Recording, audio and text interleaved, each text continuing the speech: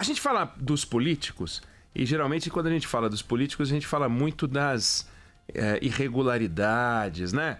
Eu sempre gosto de lembrar do nosso deputado Marcos Feliciano. Eu acho que ele deveria ser preservado, não digo informal, porque isso é reservado àqueles animais que a gente vê nos institutos, nos museus, estão mortos, não é legal. Mas preservado num ambiente para que a gente possa vê-lo sempre e falar, dá um sorriso. Aí ele dá um sorriso bonito, aquele sorriso de campanha.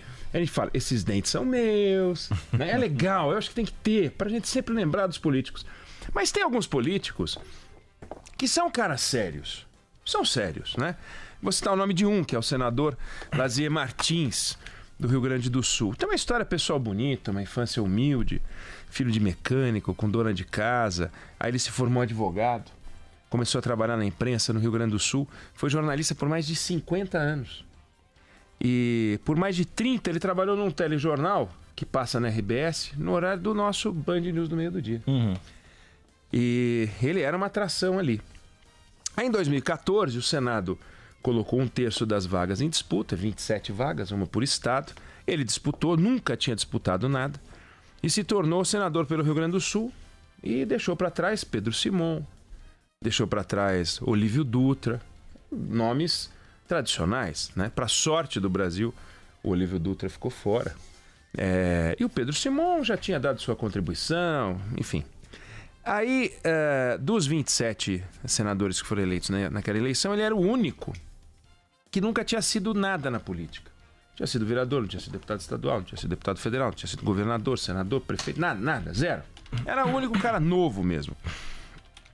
E o Lazier Martins tem uma história que é engraçada porque não aconteceu nada de mais grave, mas ele em 96 era repórter, ele estava fazendo uma reportagem na Festa da Uva de Caxias do Sul. Quem for ao YouTube coloca o nome dele, Festa da Uva, Caxias do Sul, etc. Choque. É um clássico. É um clássico. Coloca Lazier, já aparece. Já põe Lazier, já aparece. E aí ele colocou a mão num cacho de uva, que tinha uns vidros na frente, aí mandaram tirar justamente para facilitar a filmagem. Botou, tomou um chocão, pra sorte dele caiu para trás. Vocês querem ouvir? Vamos lá. Uma mutação da uva Itália. Estas mais de mesa. Aqui do lado, Pederneiras. Aqui, por exemplo, tem... E aí ele cai para trás, toma um choque de 220 volts, fica desacordado, quebra uma costela.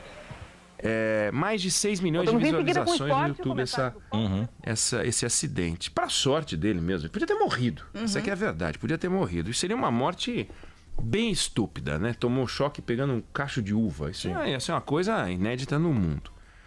Bom, quando ele foi candidato, ele prometeu na campanha, e os eleitores do Rio Grande do Sul não podiam esperar outra coisa, afinal ele prometeu, que ele iria mudar o jeito de escolher os ministros do Supremo Tribunal Federal. Então eu vou mudar. Não quero. Quero um Supremo vitaminado, renovado, sintonizado com os nossos tempos, bacana. Justiça alemã, suíça, norueguesa. Vamos mudar. Fazer o Brasil agora virar outro mundo e tal. O Lazier, que nunca tinha sido político, com aquele ímpeto, aquela vontade de transformar o Brasil, ele encontrou, na visão dele, uma fórmula perfeita para acabar com as mazelas. A gente muda a maneira de escolher os ministros do Supremo, né? Então, em vez de você escalar o time de futebol e começar falando que você escolhe o goleiro, depois os laterais, depois você faz o contrário, os atacantes. Você anuncia primeiro os atacantes, vamos mudar a forma. E ele acredita, como muitos políticos acreditam, que uma canetada transforma um país. No caso dele, não é por malandragem, mas o resultado é basicamente o mesmo. O fato é, ele forma entre aqueles que acreditam que você dá uma canetada e muda o Brasil. E ele propôs mudar a maneira de escolher os ministros do Supremo, primeiro acabando com a ideia da vitaliciedade, que nem existe mais, porque hoje tem expulsória de 75 anos. Mas a ideia dele é o seguinte: entrou 10 anos. Idade mínima 35, idade máxima 65, entrou 10 anos, não pode reconduzir e depois que sair, 5 anos sem ser nada, não pode entrar para política e tal. Convém lembrar, óbvio, né? É bom a gente lembrar que o Sérgio Cabral foi eleito por 4 anos. O Gedel Vera Lima foi eleito por 4 anos, né? E eles não ganharam eleição para ficar até os 75 anos. E olha a lambança que eles aprontaram, né? Roubaram que nem porcos, né? No estado dele tem exemplos extraordinários também. Pessoas que assinam a PEC dele, são parceiras de PEC dele, como o Aécio Neves, outro lambão, vigarista. E tá lá, não foi eleito, nunca foi eleito para ficar mais do que 8 anos como senador. Depois da última ele correu, né? De vergonha, sabia que ia tomar um toco. E foi para deputado ficar 4 anos. E olha a lambança que ele fez, né? E os políticos todos que estão aí na Lava Jato, nenhum deles foi eleito para ficar até os 75 anos. De forma que ficar 10 anos, ou ficar 1 ano, ou ficar 6 meses, vamos combinar, não muda muita coisa. O texto final que vai à votação na Comissão de Constituição e Justiça, que é o início do processo para que tramite um texto que muda a escolha do Supremo Tribunal Federal, não é o texto original dele, tem mudanças, mas o texto dele é o texto base, né? E ficou com um artigo, muda o artigo da Constituição que fala sobre a escolha do cargo. Então continua o STF até 11 ministros, mas eles deixam de ser escolhidos pelo presidente da forma como são escolhidos hoje, livremente, né? Hoje o presidente escolhe um nome, manda para o Senado aprova ou não aprova o candidato. A partir de agora, lista tríplice. Aquela lista tríplice que escolheu o atirador-geral da República, né? Um dos piores procuradores gerais se não o pior procurador-geral da República que o Brasil já teve, foi feito por lista tríplice, né? Sujeito que pensava em matar, confessa que ia matar um ministro. Ou seja, lista tríplice não é garantia de coisa alguma, mas na lógica do Lazier Martins e de outros deputados, senadores, isso muda. Tanto que o Davi Alcolumbre já disse que a votação de uma PEC com este propósito é uma das prioridades para o ano. Se vai passar, se não vai passar, o que vai acontecer. Mas vai ter novidade por aí, vamos ver o que acontece. Teve crítica no Supremo, e o assunto a gente está discutindo aqui hoje, porque o Gilmar Mendes criticou, o Alexandre Moraes criticou. A gente pode dizer, não, eles criticaram porque eles têm interesse. Não, eles não têm interesse nenhum, eles já estão lá.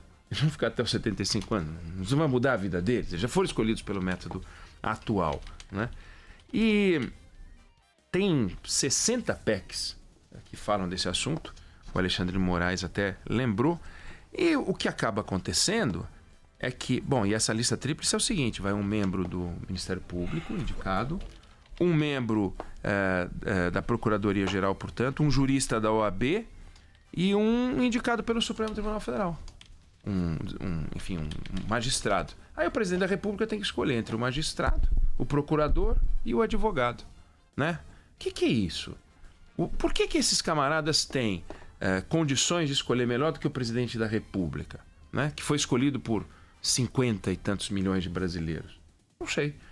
E o que é maluco nessa história é porque o Senado Federal não faz o seu papel, que é uma coisa tão simples, né? Por exemplo, ontem a gente noticiou aqui que a Assembleia Legislativa do Rio de Janeiro, que toda hora aparece no noticiário fazendo lambança, rachadinha, rachadona, aquela porcariada toda que eles aprontam, fizeram um negócio interessante anteontem.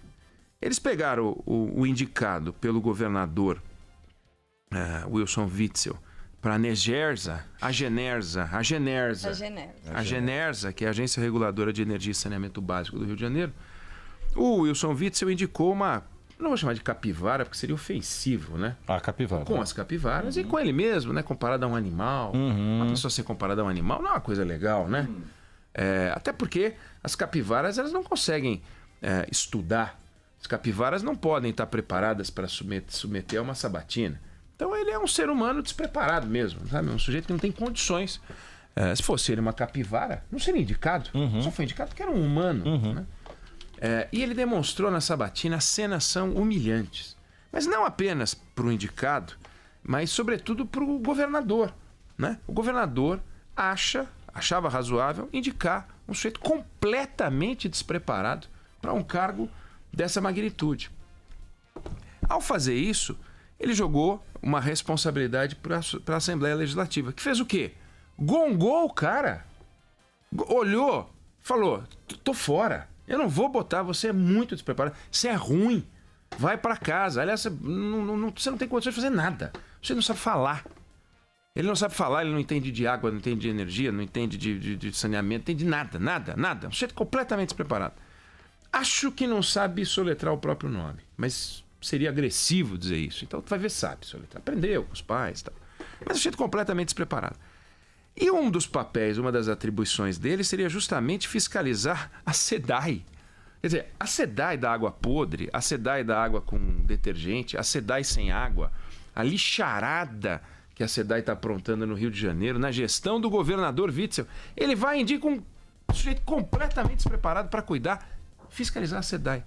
Aí a Alerj falou, aí não, né? Aí até nós se revoltemos, como diria o Weintraub. Nós se revoltemos, nós não queremos isso, é muito ruim isso. Então, por que, senador Lazier, o senhor, um homem preparado, uma história bonita, está aí tentando transformar o Brasil, ajudar o Brasil no Senado, boa figura, sujeito agradável, preparado.